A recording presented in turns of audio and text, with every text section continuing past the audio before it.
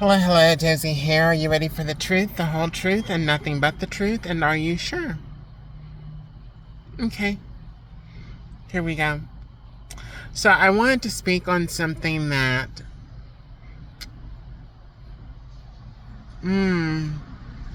it may be upsetting to some people to hear, but it's the truth. As everything I say on here is the truth, but it may be upsetting for a lot of people to hear. I'm going to tell you that I am a witness. I have experienced this behavior. I have been subjected to this. And I am not in agreement with this. It's not right. It's not it's not at all anything that makes sense. But I'm only sharing this with you so you have an understanding of how evil individuals can be and how other people will think that certain things are okay and or justified because of their beliefs or really their opinions as well too. That's part of it. But also there's some cruelty mixed in it as well. So I'm going to get to it. You've heard in certain religious organizations how they believe in doing things a certain way, right? Catholics have their way, Mormons have their way, the Jewish people have their way, Christians, the Protestants, so on and so forth. The Muslims, they have their way of doing things, their beliefs, what they think is justified or righteous. And you ask somebody else that is not a part of that organization, that group, that religion, they may disagree with you and say, no, that's not the right course of action. This is how you should do it. That's why you have a lot of people that are against religion today.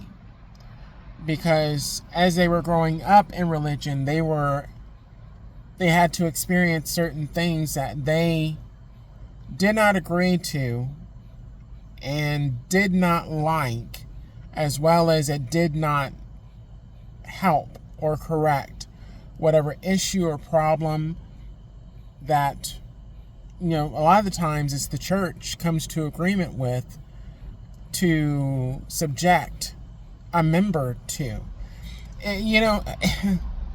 It's not just your parents. Your parents have a big part to do with it. They have to be in agreement for it happening and or being done to you. But they are also they're subjected to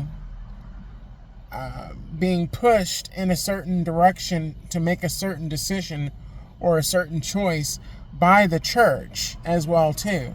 Certain members within the church and higher positions, elders within the church, or the pastor will tell them this is what needs to be done, and they'll be in agreement, and they'll come on one accord and say this is the course of action to take in dealing with this situation. So for me, when I was 16, 17 years old, I came out to my parents, and that was one of the biggest mistakes that I ever made. One of the biggest mistakes I ever made was coming out to my parents and telling my parents that I was gay. First of all, they knew that I was not gay. They knew I was not gay. They knew I was not gay because they were already aware that I was a form of transgender. And they kept that truth from me for years, and they tried to keep me from going in that direction, knowing that was the truth. I'm not going to get into how they knew and or were aware of that, but they were. And they tried to subdue that because of the church and the beliefs within the church and how it would make my mother look, how it would make my father look as well too, because they wanted to hold positions of eldership within the church.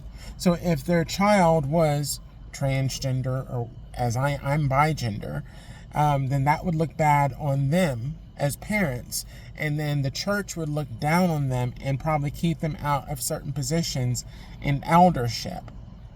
So, coming out to them as gay, they knew that that was not accurate, but they did not give me the truth or share with me the truth. They said, okay, well, we're going to engage in this type of behavior and keeping their child from being gay and or engaging in the gay lifestyle and so on and so forth. So what they chose to do was they chose to basically set up attacks on a few different fronts. One was my so-called high school friend, Josh.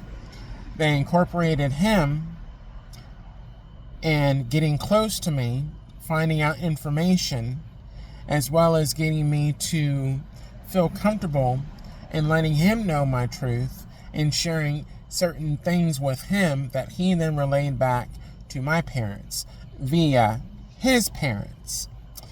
And then played in my face the entire time, and then tried to make me feel some type of way after high school, which was really messed up.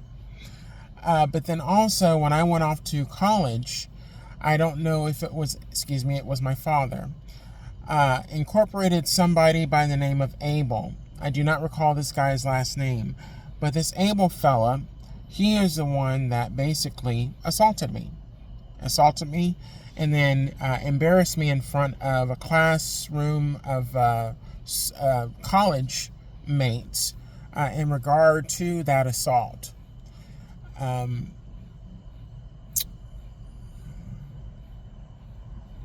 they believed that would be enough to have me to go in a different direction as far as wanting to date girls or being involved with girls, because I was embarrassed and basically rejected by my so-called high school friend, as well as being assaulted in college, which basically took me into a depression. I then engaged in drinking behavior and started smoking marijuana. So they thought that that was going to be the start of my, what's the word I'm looking for? My devaluation, and basically setting me up to where I would want to take myself out because of what was done to me. Not to mention that when I was younger, my older brother, he assaulted me and raped me as well too. So all of these things were supposed to be detriments to my flourishing, me being successful, me being happy, me finding a relationship that I desired. And it was their way of like conversion therapy. But it was way more sinister than that. It wasn't just their form or way of conversion therapy. It was their way of getting me to take myself out, and or trying to take myself out again by what had happened to me through drugs and alcohol, and ultimately what they thought I would have done, which was suicide. And I did not do that. So then they went to the next extreme level, and they actually incorporated an older guy because they found out and or knew that I was interested in older guys. I basically lost a lot of interest in guys my age because I felt like they were in a lot of ways immature, which they were. But also what I learned by being with Mike is that you can be older in age and still be immature. You could be older in age and still not know how to deal with your feelings, still not know how to express your feelings. You can be older in age and still be a jerk, still be an asshole, still be a Jezebel, still be just, not about your shit. I learned that from Mike. I'm not saying that he was terrible, but he was a pawn. He was used by my parents to basically have access to me, to guide my life to go in a certain direction, which was supposed to be a downward direction, by engaging in more drugs, more alcohol, partying, engaging in risky sexual behaviors and activities, and so on and so forth, while being attached to him, and him navigating and instigating and setting up certain scenarios to happen. This was my so-called partner that encouraged me to go to a mental hospital, check myself into a mental hospital. That did a few different things. One, that established that, I checked myself into a mental hospital, so I thought that there was something wrong. He's the one who encouraged it. I didn't want to go. I did not want to go, but he encouraged it. It was supposed to allow my parents access of power of attorney over, I believe it was an inheritance that I was supposed to get, money that I was supposed to get. It allowed them further to be a power of attorney over that, so that they could have control of it and have a reason as to why they should not give it to me.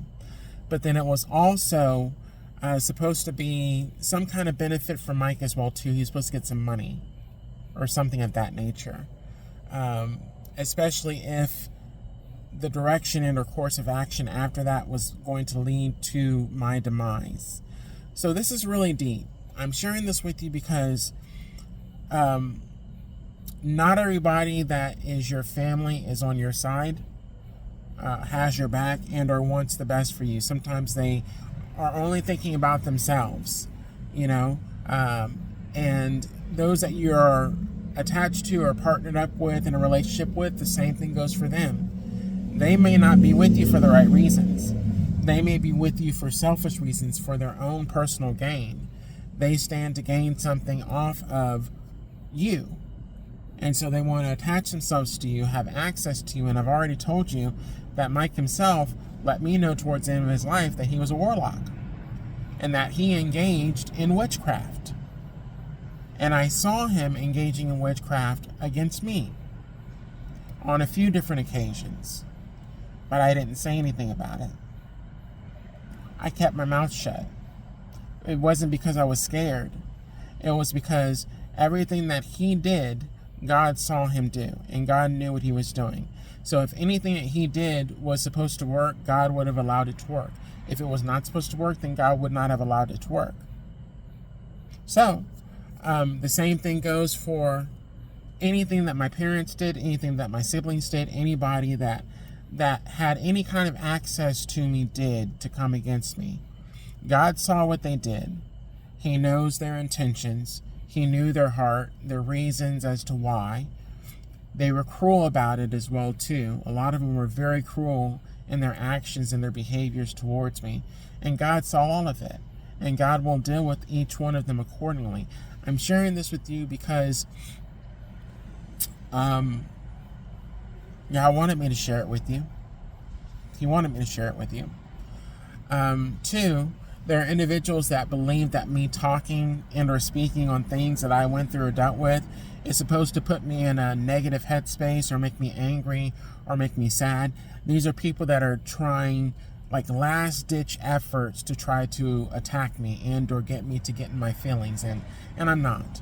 I'm not crying. I'm not upset. I'm not even angry about it. I'm glad. I'm happy. I'm happy that I learned the truth a long time ago. I'm happy that I kept my cool and kept my chill in front of some of these individuals, knowing what I knew at the time, because a lot of people would have flipped out and would have went off, and I didn't do that. I kept it up for years that I knew certain information about people as to what they did and or what they were engaged in, and I didn't say a thing. Do you not believe that that was God that was bridling my tongue and keeping me cool and keeping me calm and keeping me chill? So now that I'm speaking about it, I got chills just now. Now that I'm speaking about it, how dare me not speak when God has called me to speak and share my truth and what I went through, especially when there was a time when I knew the truth and I didn't say anything, And sometimes I wanted to say something, but God bridled my tongue because he knew if I said something, if I responded in the wrong way, it would look bad. It would look bad on me, and it would also cause them to engage in further negative behavior to try to attack me further and possibly try to take me out. And who's to say that it would not have happened, especially if I said something early on or responded in a manner that would have provoked them to anger. So now I'm speaking. And nothing that I'm sharing here can be used as a weapon against me because I'm speaking on it. Yeah, I was raped. I was assaulted a few times. I believe one of those times I was knocked out, blacked out, drunk. And I don't even recall what happened. But I'm not certain about that. I don't believe that happened, but part of me does feel like, you know what? I really don't recall what happened that night. What these motherfuckers probably did while I was asleep. It may not have been a physical rape. They may have raped me through magic, through witchcraft that night. That's a possibility as well, too. These are individuals,